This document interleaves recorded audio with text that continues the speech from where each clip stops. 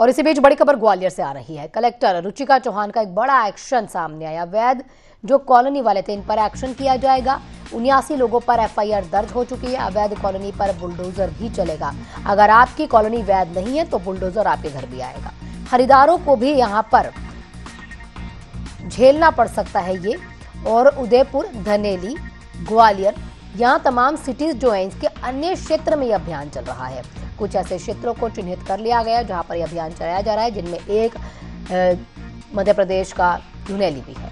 Collector Ruchika Chauhan का यह बड़ा एक्शन देखने को मिला है। बुलडोजर कार्रवाई चल रही है। अगर कोई भी कॉलोनी अवैध होगी और उस पर अगर घर बना रखा है अवैध कॉलोनी पर, तो बुलडोजर आपके यहाँ भी आएगा। अगर कॉलोनी वैध नहीं है तो कार्य सोच कर करें।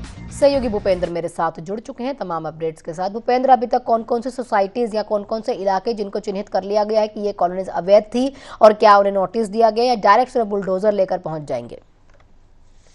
जी देखिए, बिल्कुल ग्वालियर कलेक्टर रुचिका चौहान है, उनका एक बड़ा एक्शन देखने को मिला। जहां ग्वालियर में जो बड़े कॉलोनाइजर थे, जो कहीं ना कहीं सरकारी जो सर्वे नंबर थे उन पर अवैध जो है कॉलोनी काट कर जो है लगातार जो प्लॉटिंग कर रहे थे और कहीं ना कहीं लोगों को ठगने का काम भी कर रहे थे। अब इनको लेकर कहीं ना कहीं रुचिका चौहान जो कलेक्टर है उनकी जो कार्रवाई देखने को मिली और अलग अलग टीमें जो गठित करके उन्होंने जो अवैध कॉलोनाइजर है उन पर कहीं ना कहीं बुलडोजर चलाकर जो जमीन है वो बड़ी संख्या में बड़े सर्वे नंबर हैं अलग अलग इलाकों के, उन्हें मुक्त कराया है। और ये जो है बेशकीमती जमीन है, इस तरीके से जो भूमाफिया है कहीं ना कहीं इन्होंने अपने कब्जों में लेकर जो है लोगों को बेच दी थी।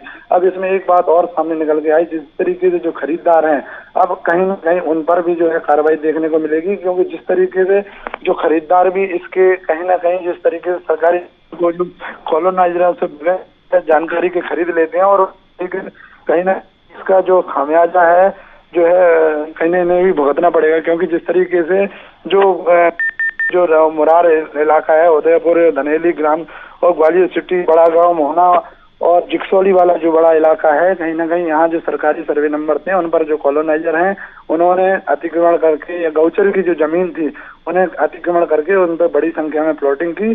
तो अब कहीं ना कहीं इनके ऊपर जो है बुलडोजर चल रहा है और ऐसी जो कार्रवाई है जो है लंबे समय के बाद ग्वालियर में देखने को मिली। लगभग 16 साल बाद जो है कलेक्टर रुचिका चौहान की ये जो कार्रवाई है उससे पूरे शहर के जो कॉलोनाइजर है उनमें हड़कंप मच गया है और अब सीधे कहीं ना कहीं उन पर जो है तबातोड़ कार्रवाई की जा रही है और उनकी जो कॉलोनी है उन पर जो है बुलडोजर चलाया जा रहा है। जी ठीक, आपसे एक और जानकारी चाहेंगे, कितने दिन पहले इन कॉलोनीज को खाली करने का नोटिस दिया गया है और अभी कितने दिन उनको पास शेष रह गए हैं, या ये जो चीजें होंगी ये तुरंत के तुरंत की जाएंगी? थोड़ा इसका भी अपडेट दे दीजिए ताकि एच टी न्यूज के माध्यम से पता लगे कि कितने दिन है उनके पास शेष रह गए अगर कॉलोनी में कोई भी अवैध कब्जा कर रखा है तो।